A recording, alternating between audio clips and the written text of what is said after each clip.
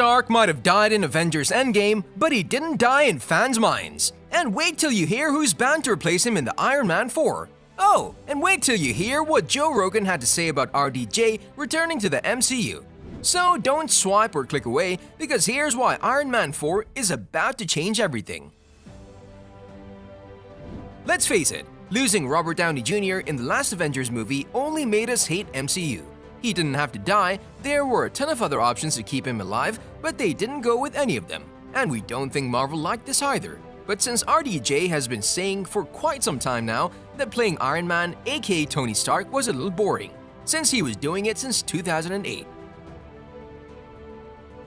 But then again, he was one of the major reasons the movie franchises he was a part of scored a jaw-dropping $23 billion. Now, do you see why we said that MCU was sad to see him go? But if you look online, you'll see a bunch of angry fans ready to fight to the death for them to bring Iron Man back. But will it actually happen? During the Joe Rogan podcast, Robert Downey Jr. got asked this very same question, that is the door to Iron Man totally closed? Because I don't believe it is. This is the question that Joe asked Robert during the long interview. The host pointed out that since the Avengers and the entire time can time travel, then everything is possible. Rogan even said that he would be okay if Marvel did a few Avengers movies without him, while he was doing a couple more Dr. Dolittle movies, and then for an epic comeback. When they need a genius on the Avengers team, they learn to fire up the Wayback Machine and get his one of the coolest comebacks in the history of cinema. RDJ just laughed it off and shrugged his shoulder, indicating that he wanted to branch out and try new things. And we can't really blame him, he was sort of married to that character since 2008, and enough is just enough. Rogan and RDJ even touched on this phenomenon in our society where people are never encouraged to take a break, they're never commended for doing a good job at something, the only thing that people want is more and more and more of something. This is why RDJ was feeling like he was trapped inside a pressure tank. All of that being said, we think that the scenarios on how to bring him back or film a fourth Iron Man movie without him are endless. Since Tony Stark was part of almost every movie in the MCU, forming a particular bond with the Spider-Man franchise, with these newest movies, we think that they can introduce the new Iron Man as a secondary character.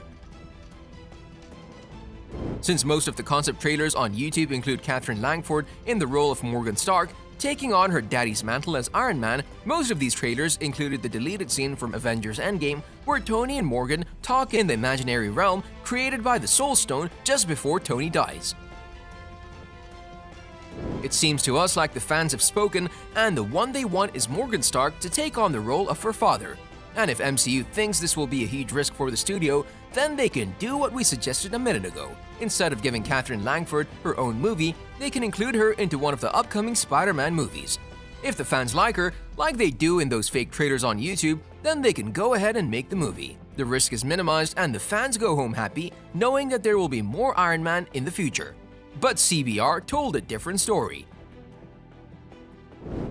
Before we talk about CBR and why they think Iron Man 4 is a past wish, don't forget to smash that like button, it keeps the almighty YouTube algorithm happy, and you keep getting these videos for free. First of all, we should tell you that MCU said they wanted to end Tony's story on the show because this would give the character meaning. It also allowed the franchise to grow and expand beyond Iron Man, and this is actually the case when you see that RDJ's character, Tony, was actually better in movies that involved other superheroes like Captain America Winter Soldier, where the two teams nearly killed themselves. Now, here's what Marcus said about a possible Iron Man 4. The end is what cements the thing to actually sew it together and bring it to a crescendo. And yeah, take people off the board, finish their arcs. If Tony made it out the other side, the Iron Man 4 was waiting there, you'd be like, one too many.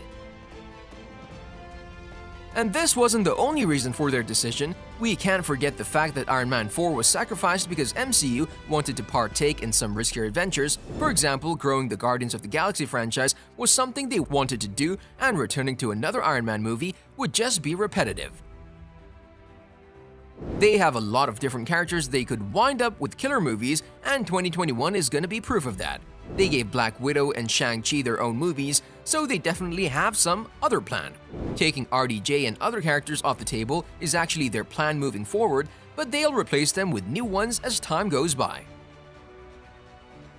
And the third and probably the most important reason that the MCU had for moving away from Iron Man 4, as CBR states, is that they prioritized the character in other movies instead of giving him solo movies that would promote his franchise. And we have to say, this was kind of smart of Marvel. They made an ultra-successful character that put the MCU on the map, and they used this fame to promote other superheroes.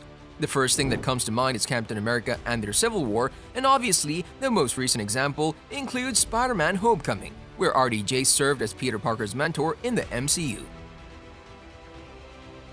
Now, we shouldn't mix Tony Stark's involvement in other movies with Nick Fury's involvement in those movies. Yes, Samuel L. Jackson was a vital part of the success of the MCU, but even he was connected to other characters and movies through the MCU. Black Panther and Doctor Strange followed a similar path. Now, we get what they're saying, but all of this talk about no Iron Man never excluded the possibility of an Iron Woman. They might never bring Tony Stark back because that would just weaken the character's impact on the MCU, but they never said that his daughter couldn't take over, now did they? Oh, in addition to that, Joe Rogan, during that same interview with Robert Downey Jr., has stated that most of the guys who say that they're never coming back make a comeback. So, in a way, it would be cheesy for RDJ to take on the role of Iron Man again. It would be cheesy to see him say, "I've had enough of this," and then a few years later be like, "Yeah, listen, I decided to come back, guys." To be honest, we understand where they're coming from. This is why the possibility of Katherine Langford starring in her own movie is actually pretty big. Now, there are a lot of conflicting opinions on this topic, but we think they're going to put off filming Iron Man 4 for a while. And then, after a few years, they're gonna resume filming and is gonna be with Katherine Langford in the leading role. It'll definitely be nice to see a girl take on the mantle from this iconic superhero, and this wouldn't be too much of a stretch since Pepper Potts already showed us just how independent she can be in the previous movie. On a related note, would you like to see Iron Man 4 revolve around Morgan Stark or Tony Stark? You can tell us in the comment section below. If you'd like to see more videos like these, don't forget to subscribe to our channel and hit the bell icon so you never miss any of them. And as always, thanks for watching, guys.